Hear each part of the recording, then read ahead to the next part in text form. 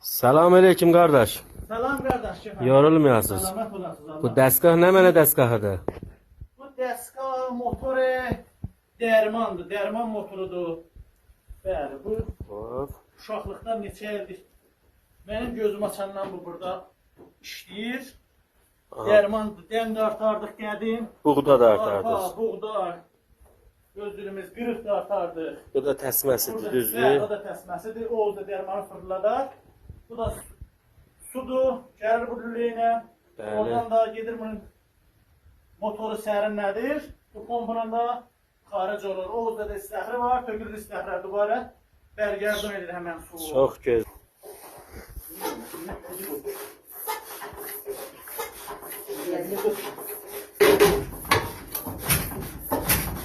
Bismillahirrahmanirrahim.